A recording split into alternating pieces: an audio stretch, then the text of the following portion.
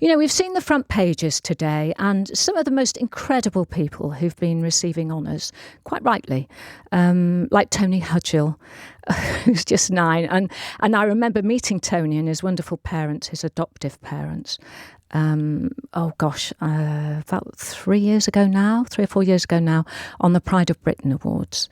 And he's just the most inspirational child, and his parents are just the most remarkable people. And Tony, of course, as you'll have seen on the news programmes during the day, has now been awarded, I think he's the youngest ever to get the BEM. And yet at the other end of the scale, we have a number of politicians who are being knighted, and also, of course, Liz Truss's resignation honours list. Yes. Oh, yes. She has been allowed to award 11 gongs in total, including 3 people into the House of Lords, which now seems a little top-heavy with, I believe, 785 residents.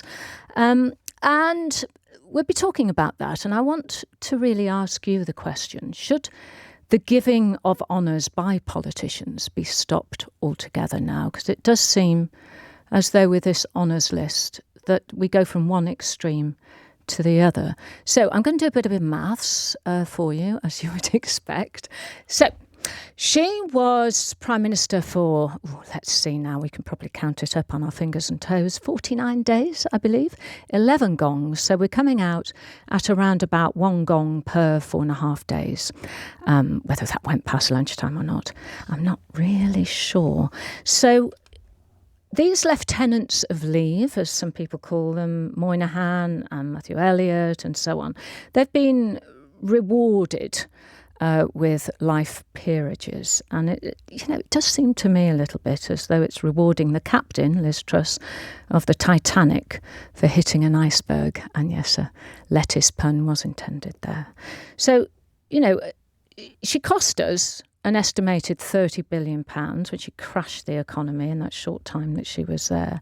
So, it's around about £3 billion per gong. That's rather expensive, even at Tory donorship levels, perhaps. So is it time for this system of honours given by politicians to end? Please give us a ring. You know the number, 0345 6060 973.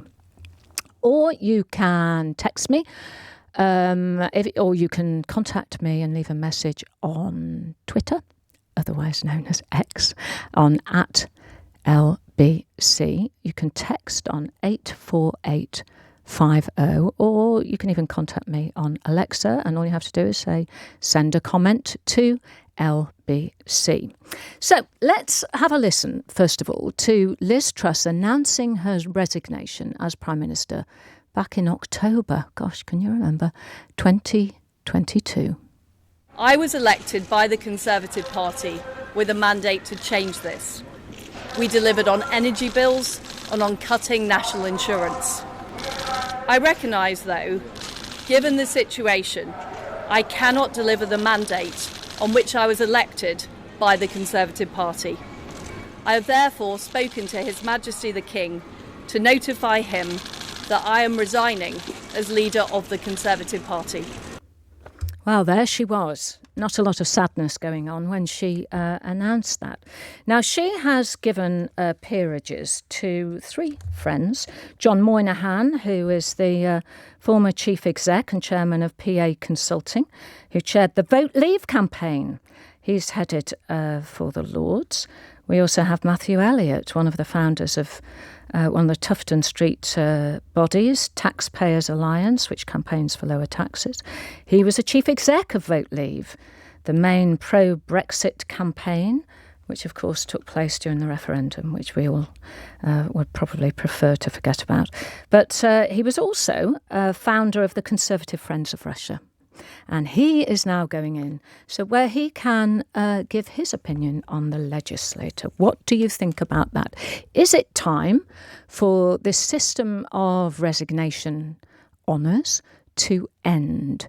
Is this system now ridiculous, or is it right that any Prime Minister, no matter how long they have been in office, has a right to put people into the Lords and also to knight people and give them honours? So let's just go back to Boris Johnson. Now, of course, he was one of the 3 Prime Ministers we've had since 2019 who was actually elected by voters. His resignation honours list, well, it was lengthy and we're not going to run through them all, but it included putting into the Lords Sean Bailey, the failed mayoral candidate for London, and also remember the Jingle and Mingle Partygate party? Yes, that was his party. She also put into the House of Lords Ben Hootchen, who is the current Tees Valley mayor, and all the Freeport scandal going on up there. And of course, Miss Charlotte Owen, who was the youngest ever peer to be made, and we still don't know quite why. She was a former special advisor, a SPAD, to the former Prime Minister. So, tell me what you think. I'm sure your thoughts are many and varied.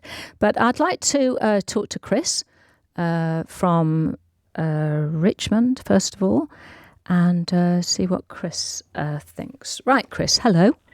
Hello, and Happy New Year to you. And a Happy New Year to you too, Chris. What do you think about all of this? Oh, I think this is exactly the manifestation of what is wrong with the Conservative Party in our country at the moment. I mean, I know one of those people nominated by Liz Truss, who stood for the Tories locally, used to bump into at my local station, a very pleasant lady, Ruth Porter. But what business experience does she have? What has she done other than be Liz Truss's advisor? Well, to do her permanent seat in the House of Lords and clock in £300 a time for every time she feels like turning up. Well, absolutely. And of course, Liz Truss, after her 49 days, she's on, I think, around about £125,000 a year ad infinitum. It's her pension now, isn't it, as a former Prime Minister? I mean, it does seem to me, Chris, as though, the last 13 years, of course, we have David Cameron now in the House of Lords as Foreign Secretary, which does seem rather bizarre.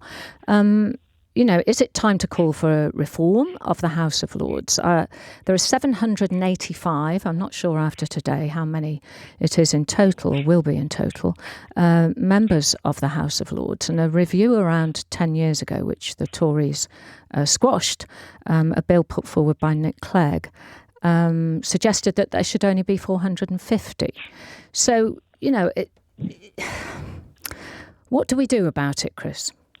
Well, I mean, I would probably prefer an elected House of Lords, because I think the idea that you can just be nominated and be in charge probably isn't the way forward. I mean, there are lots of benefits to the House of Lords. I mean, they've done a sterling job on challenging this terrible government on things like the Rwanda policy. A cap on them, certainly, like the MCC, 1 in, 1 out. When people die, they can get replaced. But it's just the whole principle of things still sucks. And I would like to go back to what you said about the Liz Truss piece.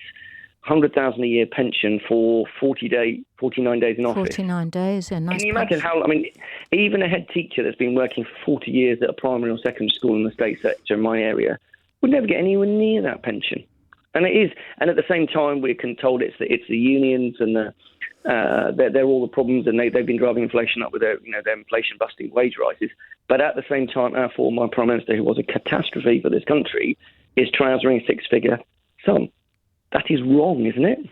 It is wrong. I mean, I'm going slightly away from the subject, really, but it's about this honours system. So obviously you'll have seen, there have been some wonderful people who've been awarded honours today. I mean,